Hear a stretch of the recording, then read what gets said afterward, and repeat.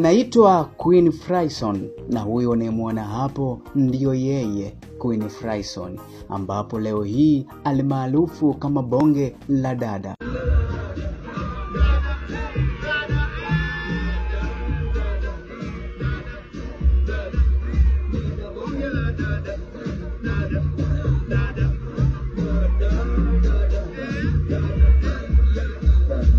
Jina lake halisi anaitwa Queen Fryson, na yeye ni mzaliwa wa Mbeya huko Tukuyu, lakini sio Mnyakyusa.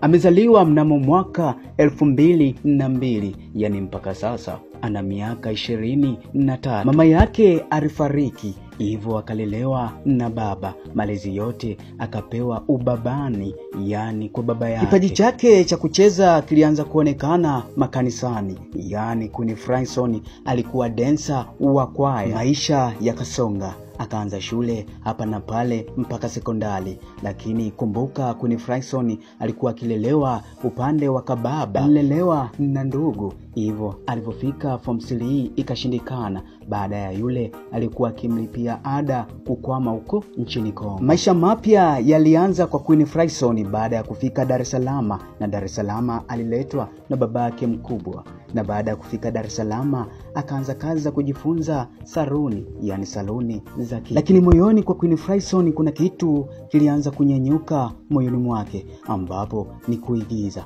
Akamwambia yule anaishi naye kwamba natamani kuwa mwigizaji, natamani kuigiza. Na yule anaishi naye akamwambia uache kuigiza, kwa sababu kuigiza ni uhuni mwanangu. Na sio tu uhuni peke yake, na bali kuigiza unaweza kuwa malaya mwanangu. Lakini kumbuka Queen Fryson kipaji cha kucheza kilianzia kule kanisani, hivyo akakumbuka na akiba yake ya uchezaji, yani udensa. Maisha ya udensa yakaanza hapa na pale, vuta ni kuvuta. Na pia udensa alianza rasmi mwaka 2019. Hatimaye 2020 akaanza kujiunga na makundi, akaanza kudansi kwenye maharusi. Baada ya hapo akaanza kujiunga kwenye vikundi mbalimbali vya kucheza. Na pia kumbuka katika haso zote wazazi walikuwa wakimkataza, wakimwambia uwe ni uuni na umalaya mwaneto, bora utulie. Lakini Queen Fryson akaendelea kukipigania kipaji chake mpaka pale mnamo mwaka 2022 kukutana na Mbosso na kuanza kufanya kazi rasmi na msanii maarufu ambaye alikuwepo katika lebo ya Wasafi, Mbosso Khan. Menifunga na sikio umeshika hapa, ukinigusa huku, ukinichumu mimi, ukinibusu jama, kubwa ya wakubwa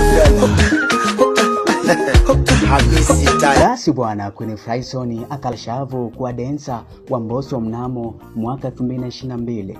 Lakini kuna msemo unasema mganga Mungu mitishamba imani. Wakati wa Mungu ni wakati sahihi. Wakati wa Mungu ulipofika kwa Queen Fryson ni pale baada ya kuachiwa na dancer maarufu Angel Nyigo na kumpisha na kumwambia ucheze Queen Fryson.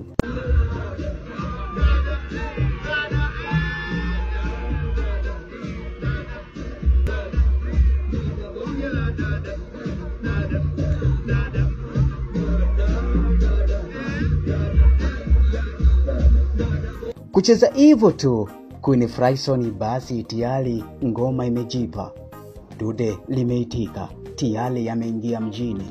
Huyu ni pati tu wa Angel Nyigo, yani akitoka Angel Nyigo basi dancer wa Tanzania wakiambiwa mtaje kwa upande wa kike utamtaja Queen Fryson. Je, Queen Fryson angewasikiliza wale walikuwa wakimwambia aache kucheza ni uhuni na umalaya, angefika hapa alipo? Na yeye anasema hata wao sasa hivi hawamkatazi tena, ila wanafurahia na kuzidi kumpa sapoti na kumwambia kaza mwanene. Maajabu ya Mungu ni maajabu makubwa tu. Yani kucheza vile kidogo tayari sasa hivi anaingiza pesa Queen Fryson na kula shavu kutoka sehemu mbalimbali.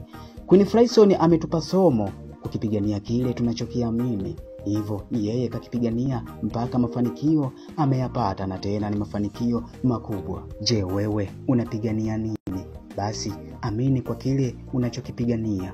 Ipo siku mambo yatajipa.